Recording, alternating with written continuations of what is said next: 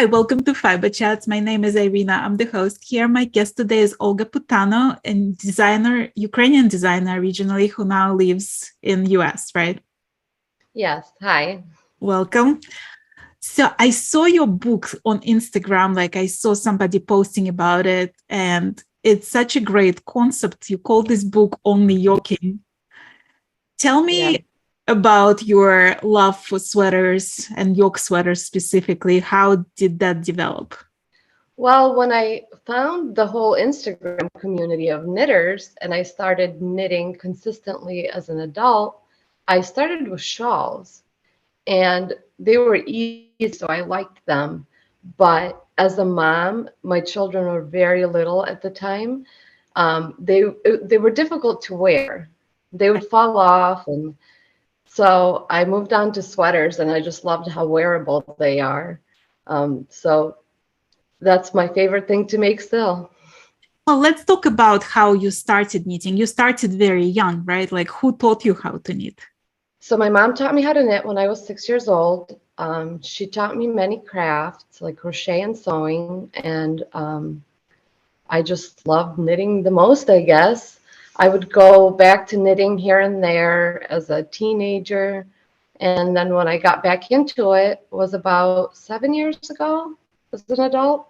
And it was just such a great thing to do while I sat and watched TV in the evening.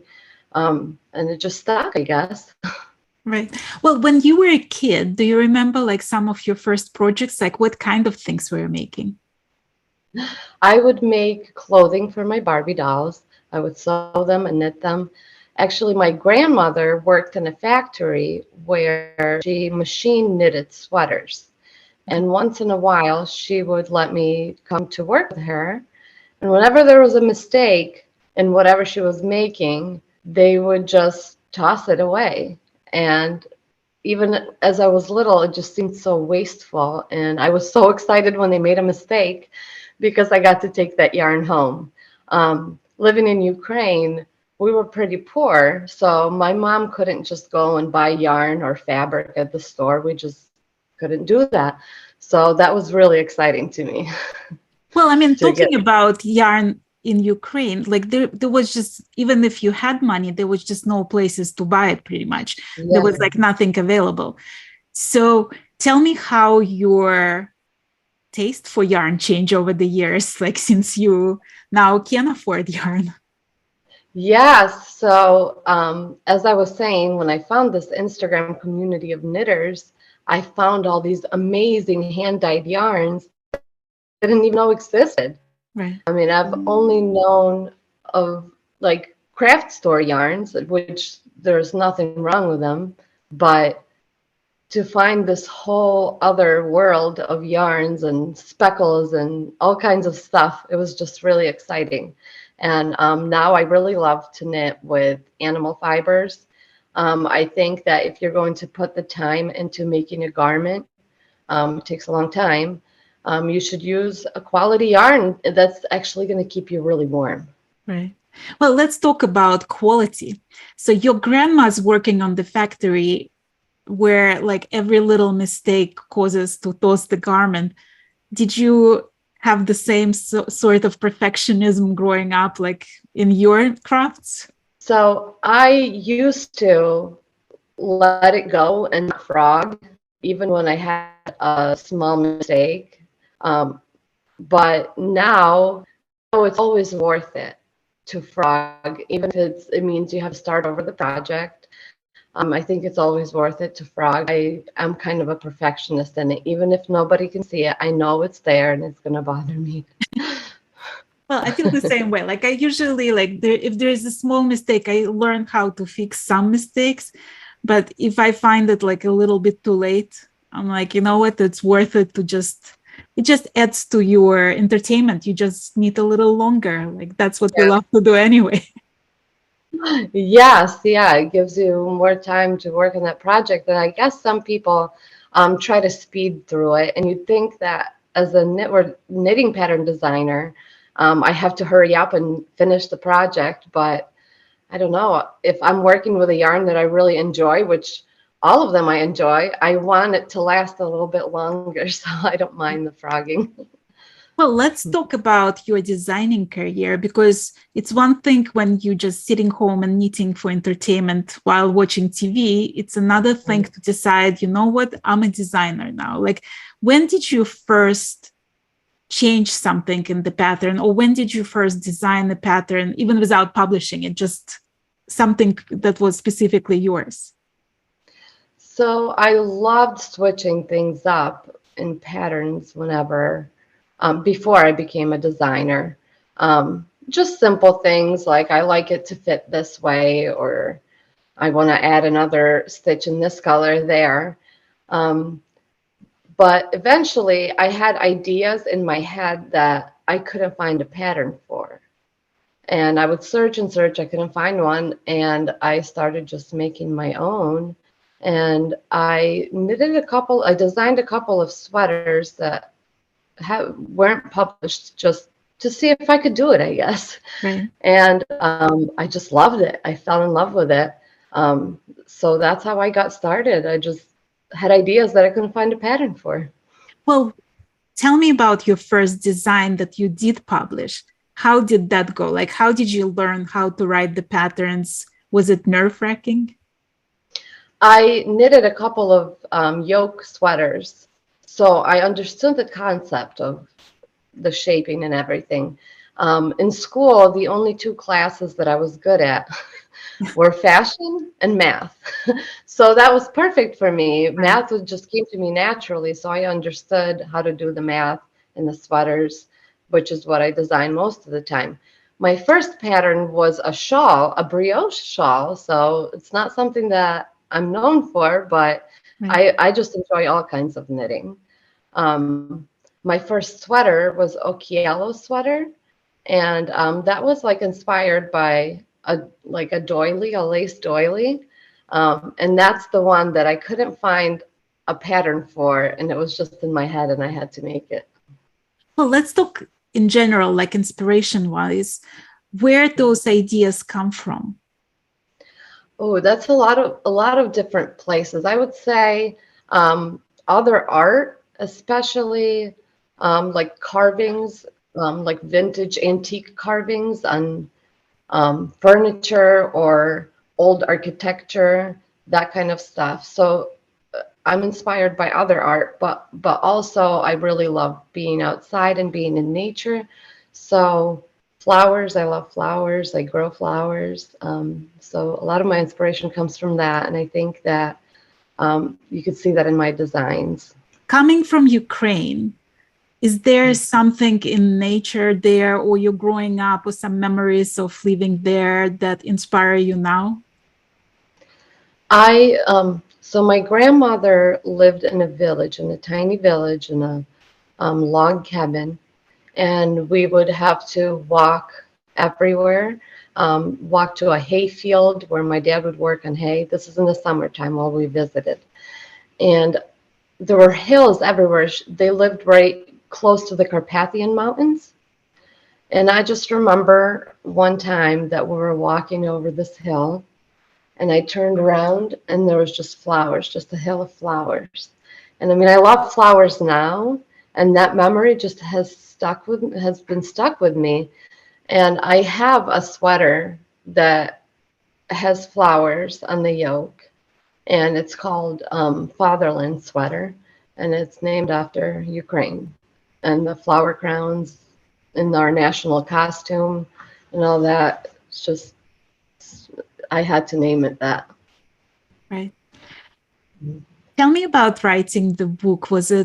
How did you decide to do that? Like, what moved you to do it? So I had a publisher reach out to me, asking if I would be interested to be a part of a book that they had an idea for. And I was at first shocked, but in a good way. And I said, of course, I have lots of ideas. So then they changed it to, would you be interested in writing a book? And as scary as that was, I mean, I have 4 young children. we started a homestead last year. We were homeschooling at that point. I knew I had to do it. I had to take the opportunity. It's something that I've dreamt of, but I never even said out loud because I didn't want to like jinx it. Right. Yeah. So how was it? Like, was it difficult to come up with all those patterns, or as soon as you knew that there is this opportunity, the fountain of ideas opened? The ideas are always there. So it was pretty easy to come up with especially the colorwork sweaters. They were pretty easy. I had some trouble with the cabled designs as I don't make as many of them, although I love to. But it was fun. I mean, it's a big project, so there's stress, but in the end, I was very glad that I did it. Well, you told me that you're trying to publish like a pattern a month, but you also have the homestead, you have homeschool children. Tell me about your day-to-day life. Like, how do you manage to balance all of that? Well, my children now are in school, so it's much easier for me to get everything done at home. Um, I usually, in the morning when they leave for school, I do all the things that I have to do, like answer emails. I try to work on a pattern, like grading a pattern, things that I need focus and quiet for. I do while they're at school. And in between that, of course, I take care of when we have animals. I have to take care of them. They're outside, so it's not really difficult. It just takes time. And then in the evenings, I knit just while my husband and I are watching a show or something.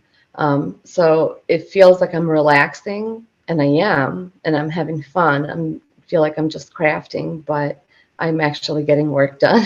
So I work probably all the time, but it doesn't feel like it because I love it. I enjoy it. Well, I mean, are you ever under pressure that like there is a deadline for design, or pressure that you put on yourself to be on time with this like once a month design publishing?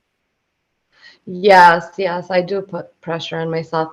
And I guess I don't have to come up with a pattern every month, but I mean, I'm not a super fast knitter, but I guess I might be a little bit. I just have so many ideas that I want to get it out there. I want to get it knitted so I could move on to the next one. And I mean, I'm not rushing, but um, yeah, it just happens. I don't intend on coming up with a pattern every month. That's how often I'm able to come out with a pattern. How difficult it is to like test it all, edit it, write a pattern, like all that logistical stuff? Well, if it's a yoke sweater, a round yoke sweater, I've done so many that it's not very difficult at all to grade it. And I have a pattern writing style that's pretty much set. But I've been venturing out into other construction methods. I love learning about other construction methods and just always getting better at the craft. So those patterns always take a lot longer. And to get me to sit down and grade it, even if I know it's not going to be that difficult, it's something new and it's scary. And sometimes it takes a while. Just like right now, I have 3 sweaters I need to grade, and they're a different construction method than I'm used to. So I've been kind of procrastinating. Is that like your least favorite part of the designing process, to actually like sit and grade it? Probably. I mean, yes, even though, like I said, math is something that comes naturally to me, there's curves and you have to make different body types fit into it nicely. And so, yes, it's intimidating. That's why I procrastinate sometimes. What's your favorite thing about being a designer? I think the connections I make all over the world with knitters, I think it's so interesting how it's almost a universal language, the charts that we make. Um, the patterns themselves, I don't think are very difficult to translate into other languages. And it's so fun to see like a report on Ravelry at the end of the month, all the countries from which people purchase my patterns. And it's just so fun, so crazy to me. I'd love to one day visit some of those countries and maybe meet some of those knitters. Do you remember ever like the first person who wore your sweater that you saw on either social media or in real life? Do you remember that feeling of seeing somebody wearing your design? Well, we live pretty out in the woods, and there's not a lot of people here. So I haven't seen people in my day-to-day life wearing my designs. I don't even really know a lot of knitters in person, but I think the first time I saw somebody wear my design was at Vogue Knitting Live a few years ago, maybe my second year of designing, and that was pretty crazy. And that was actually Prue Yarn. You did an Yeah, interview they're with her. pure, right? Yes, and she was from Australia, and that was, like I said, it's so exciting to me, the connections that are made through knitting. That this woman came all the way from Australia, and she knitted the sweater that I designed over here, all the way over there, and yeah, that was just mind blowing to me. It was so cool. I mean, honestly, like when I went to Vogue Knitting, that was my favorite part of all of that. Just seeing all these people like wearing the things that they created and meeting people that I interviewed on my channel, but like I never thought I'm gonna meet in real life, suddenly coming from all different countries to one place. Yes, that was really fun, and I still really love going to in person um, fiber shows, or yeah, like the Sheep and Wool Festival in Rhinebeck. I love that. That's the two things. That's the two events I go to, is the Vogue Knitting Live and Rhinebeck, and I just look forward to them so much. It's so overwhelming, but so much fun. Are you teaching the knitting or how to do the yoke sweaters? I have tried once to do a knitting class, and I get so nervous. Oh my goodness. I've taught my friends one-on-one how to knit, several of them, and that's pretty easy for me. But a group it's just intimidating. I hope to get over it one day, because I do like to pass this craft on, and I teach my children how to knit. Um, I don't want to keep it just to myself, so I guess that's something that I need to work on. Do you ever have time to just need something for pleasure, just need something for yourself without thinking like, oh, it's going to be the design for next month? Yes, once in a while, I do have projects that aren't my own design. I have a sweater that I've been working on for, I think, 4 years that that isn't my own design. It's by Andrea Mari. And whenever I have some time, or whenever I find it, I'm like, oh, I have something to work on that I don't have to think about. So I do like to have a project like that. Even though I design knitting patterns, there are so many designers that I just love their unique styles. Um, I I love their patterns equally as much as I love my own. Actually, I probably love theirs more because I judge my designs a lot. So, yeah, Who is that's. your sounding board? Like when you come up with the idea of design, do you discuss it with anybody or is it like all on your own? Like, I tend to, if I get an idea, I have to like think it through in my head, and really like do some math and make sure it works. So really, I just need quiet. Sometimes I tell my husband about it, and he listens. He's great at listening, but he doesn't know one thing about knitting. So it's not somebody that I could really get advice from. right. So no, it's just, I guess, all in my head. Tell me about your yarn collection. What does it look like? When you go to the festivals, do you buy stuff for specific project in mind or you just drawn to colors? So I have a lot of single skeins of yarn that I bought here and there before I started designing. I have a couple of bins of those. I actually have an idea to hopefully use them up and come up with a like a scrappy project. Um, Last time I went to Vogue Knitting Live, I didn't buy any yarn because I had so many collaborations just in line that I knew I wouldn't be able to use any. But I don't think I usually have a project in mind when I do buy yarn at festivals.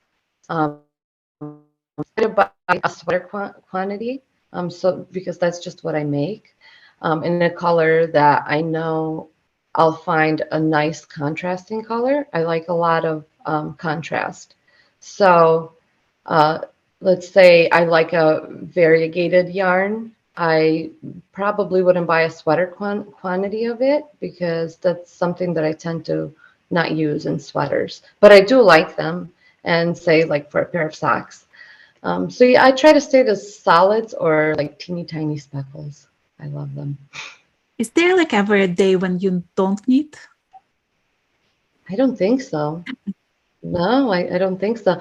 I mean, I knit like in the car. My husband's great. He drives anywhere we go somewhere together. So um, any anytime I'm waiting for water to boil, I mean, there's always little pockets of time that you could fill up with knitting. And I mean, I'm not obsessive about it, but it's just nice to have something to do while you wait. Knitters never have to wait. I love that. Well, what's knitting for you? Like, what part does it play in your life? I think knitting helps me get my creative part of my brain, to use my creative part of my brain. It's a nice outlet. It's I've always been pretty creative. I used to sew a lot before I started knitting more because I love knitting now. So I just have to use up that creativity somehow. So that's nice. But it's also become my job. So that is also very important to my family, even though it's not, I'm not bringing in an income that I could support my family with. We have four children, so any little bit really helps. Right. And I don't stress myself out about that part. Thankfully, my husband is the main provider of our family, but it's nice to be able to help. Well, where do you see that business going? Do you have a vision for it? Do you have a dream? I mean, I just like to continue doing what I'm doing. I don't really, I guess I should have some kind of a business plan, but I don't. I don't want it to become so much a business that it feels like a stressor in my life. So I'd like to continue what I'm doing, learn new techniques. I really love doing that, especially since my children have started going to school this year. I have more time to learn. Um, I'd like to play around with different kinds of knitting. I've been doing more like simpler or like cabled knits versus the usual color work, which is still my favorite. Um, I even like brioche. I like all kinds of knitting, so I like to learn, and I'd like to expand my pattern library um, to hopefully have knitters try out different knits that they maybe think they can't do. I love to do that, is to teach people to do something knitting that think they can't do it. Well, when you design something, do you have a person, kind of people in mind that you design it for? Like when you write that pattern, do you write it to explain it to like an absolute beginner? Do you write it assuming that people already know how to do all of the things that is in this pattern? Like, what's your strategy? I think my patterns are pretty straightforward. They're not like over explanatory, so I guess you would have to know the basics of. I don't explain how to do, say, a specific bind off or how to pick up stitches, but I think it's pretty simple language. So as long as you know the basics, I think that you do just fine. Do you have a Yeah. favorite design, that's something that like you are would want to be known for, like one design that really is special to your heart? Well, the fatherland sweater. Um, I really love the design itself, but also the meaning behind it after my country. I also, lately, my favorite, and I think a lot of people's favorite out of my designs is the Here Comes the Sun sweater. I love that It, sweater. And you yeah, I made the think it's swancho really nice. also, right? So it's there's a Yeah, sweater and a swancho. yes, my daughter, she was due for a sweater for mommy, so she had to choose a design. I told her it doesn't have to be one of mine. We could just look at patterns, but she was like, nope, I love that. Here comes the sun sweater. And then she decided on a swancho.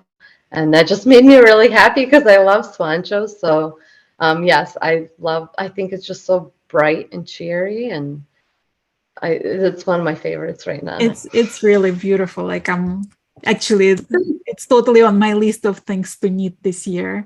Oh, thanks. I decided to knit more sweaters this year because like I'm somehow mostly knitting shawls and I'm mostly knitting lace. So like I want to step out of my comfort zone and knit more sweaters this year. So that one totally caught my eye and I was like, oh, I have to do that. Oh, yay. Yeah, I just love sweaters. They're so easy to wear. Yeah. Well, do you have any advice on, because for me, the most difficult thing when it comes to color work is picking colors.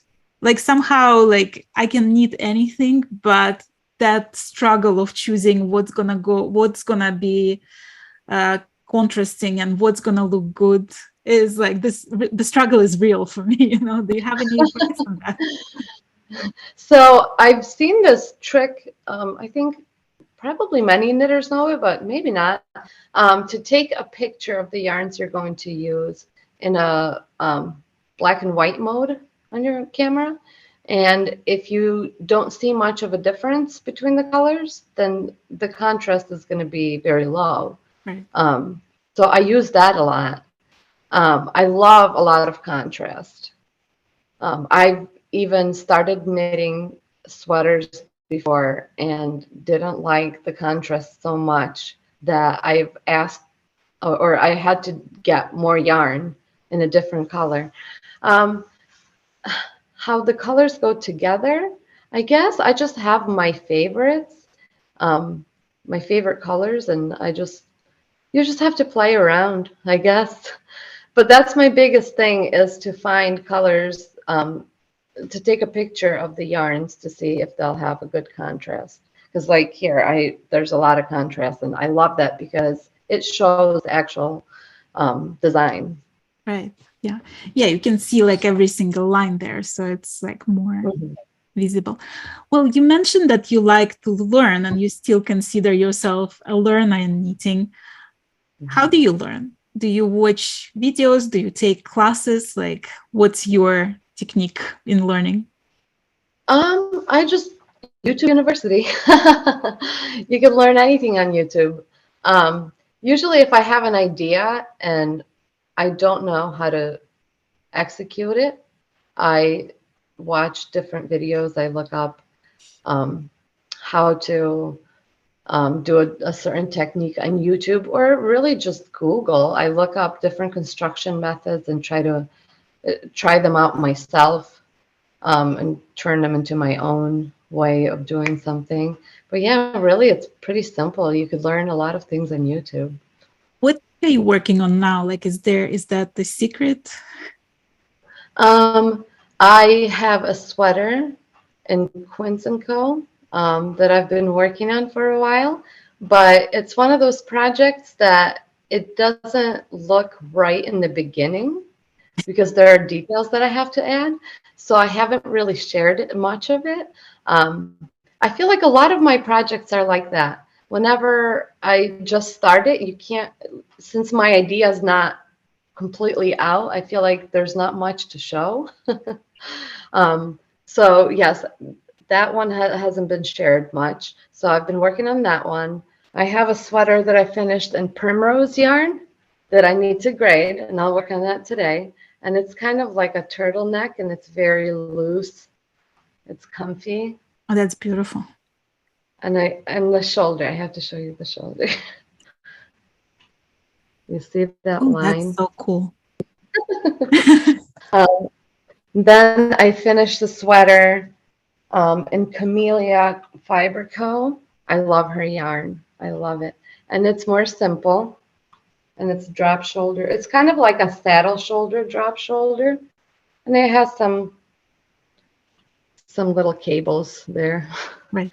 And then I have a very beginner pattern in Lion brand, Hue and Co. And it's a contiguous, I think, how do you say it, sleeve, but it's very beginner friendly. Like I intended to write this pattern so that my girls who are 10 and 12, that they can follow it. So I'm really excited for that. I have some new knitter friends that also want to knit a sweater, and I know they can do that. You just need to know a few things to make that sweater. Well, what's your approach to when people hesitant to start something, when they look at your sweater and they think, oh, that's too complicated, I can never do that. What's your advice? Well, I tell them, how do you think I got started? I started by doing the knit stitch, then the purl stitch. And really, it's just a loop through a loop. Even with the color work, you're just changing colors. To create this yoke, I mean, down to the sleeve separation, all you need to know is how to knit, purl, and how to make a new stitch. That's not a lot of different, things. And then even after that, it's not much. I feel like yoke sweaters are very beginner friendly, but they also don't look like a beginner knitted them, So that's why I really like them. They look very. Some people tell me your sweater looks like it was store bought, and I know some crafters would take offense to that, but I understand what they mean when they say that. There's this stigma, I guess, of people thinking that it's a grandma craft to knit, and that your projects or your finished sweaters should look a certain way. And so when people tell me, oh, it looks store-bought, I know what they really mean is that, oh, that's not how I imagined a handmade sweater would look. So that's what I mean by it doesn't look like a grandma sweater, and it doesn't take a lot of techniques. It doesn't take a lot of knowledge to make it. Well, do you consider yourself a crafter or an artist?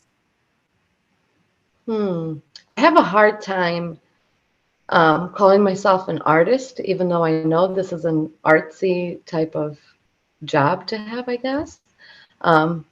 I think maybe I've never said it out loud, but I do consider myself an artist a little bit. You see, you just did. Now you're an artist. Yeah, yeah. You're bringing me out of my shell. But yes, I am a crafter for sure. I love all kinds of crafts. I've done many crafts in the past. I just don't have time to do them all now. But yeah, I guess I am a bit of an artist. Well, when you come up with the design, do you sketch it, or like how do you actually create the yoke?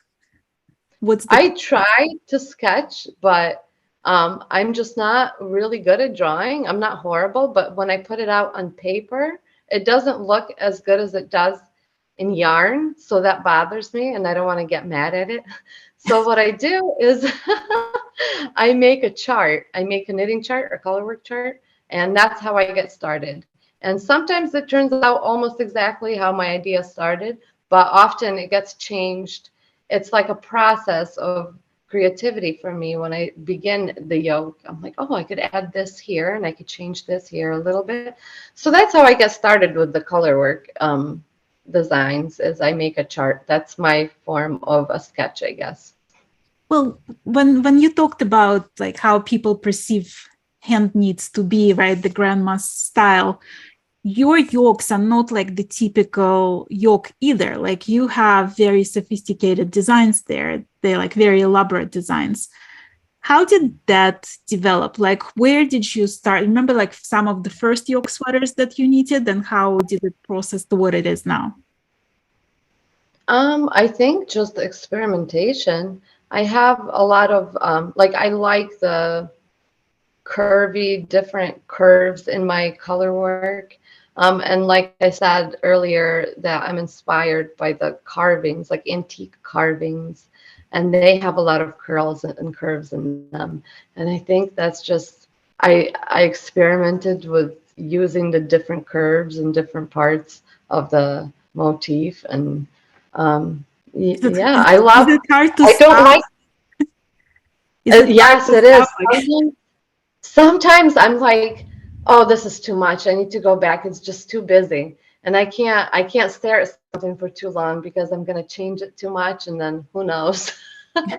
But I try to not have too many like empty spaces. I don't know, that just bothers me. So I do have try to fill it up, but I don't want it to be too like I want you to be able to see the design still. So it's a I guess a balance. You have to find a balance. what's your favorite thing about collaborating with yarn dyers? I like to try different yarns and just the friendships that are made. A lot of the yarn dyers that I've collaborated with, I've worked with again and again, and I just love to build those relationships. I don't have a lot of knitting friends in person. I do have a few, but not many. So I just feel like I have more friends in the knitting industry, I guess. I love to try new yarns. Just learning about different fibers and how the yarn is spun. It's crazy. There's so much to it. So I Right. like to, that's what I like. When it comes to different yarns, what's your relationship with swatching? Is it like love-hate relationship? Yeah, it is. It's a love hate. I never swatch my, like, the actual, like, the color work. I don't try it out. My gauge is pretty, it's the same in color work and in just flat stockinette in one color. So I do swatch. I do make a swatch, but I don't make a big one. It's just like as small as I can, but like maybe like 2 by 2 inches. I don't love swatching. But when it comes to things like cables, I do swatch those ideas because there's so many different ways you could do cables and twisted stitches and who knows. And I haven't done them as much, so I like to try them out before I start knitting a big project to make sure I like it. What do you learn from the swatch? Like when you do a swatch, what information are you seeking to receive from it? Well, in color work, I like to see if the colors look good together, if there's enough contrast. If there's any space that just looks too empty or too busy, if I do a color work swatch. Um, I guess also if the fabric itself is too loose or too tight, we all have preference in how loose or tight we like our fabric. So I guess that, and then just for the purpose of the writing the pattern, measuring the swatch and how many stitches and rows and all that. Is there a second book in the works? No, there isn't, but I mean, I wouldn't be against it, I think. Do you think It like was, it would be the same kind of book, or do you think you would do something completely different if you had an option? I think it wouldn't be completely different. I'd probably still include color work. I have some ideas, but I wouldn't write a book in something that I don't feel I'm proficient in. And color work is definitely something that I have a lot of experience in, and I feel comfortable putting it out into the world in that way. So it probably include color work. Well, when you think about Instagram, do you see it as a marketing tool? Do you see it as a place to meet friends? Like, what's your relationship with social media? I do love to connect with people on there. I don't always have the time to, be in conversation, but I love to reply to messages. I love connecting with people on there. But of course, it's also a marketing tool. It's been more difficult lately to reach people on Instagram, and that can be frustrating. So it's a lot of work to try to learn how to navigate any social media to reach more users and people that are interested in your craft. So I guess I love it more than I hate it. Well, do you But ever get like frustrated with it because you are one woman show? Like you have to knit, you have to write patterns, you have to become a marketing executive, you have to write books and publish and promote them and all of these things. Like, do you ever get burnout? Oh yes, I get overwhelmed and burnt out, and it hasn't happened lately. But when it does, I have to take some time to recharge, or else I'm just so stressed out.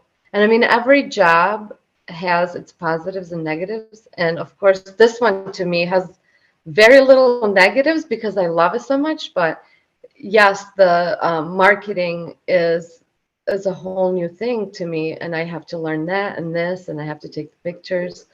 And there's fun in each part of it, but it can get overwhelming. So So there's how a do you balance. recharge? I usually just go outside a lot with my kids. I take more walks. We have some animals, not many. So really spending time with some piglets, it makes just laughing makes you feel so much less stressed. It takes away the stress. I love to go for walks. I love nature in general, learning about mushrooms and plants, all that kind of stuff. Things that I don't have a deadline in, but I still enjoy. Gardening, just anything in nature, I guess. Are you And looking nap. forward to this year Rhinebeck? Oh, yes, I'm so excited. I have a sweater already. It's a Rhinebeck sweater um, that I can't talk about yet, but it's being tested right now. Well, I hope to And it's see great, you lots of there. color work. I hope to see Oh, I you would there, love and I that. hope to see that sweater there, and we can talk there some more. I would love that. I would love to meet you. Well, thank you so much, Olga. It was so lovely to have you on my channel today. And I'm glad we got Thank to you. meet. And I hope to see you soon at Rhinebeck. It's going to be wonderful to Yeah, meet in person. thank you for having me. I'm really grateful to talk to you.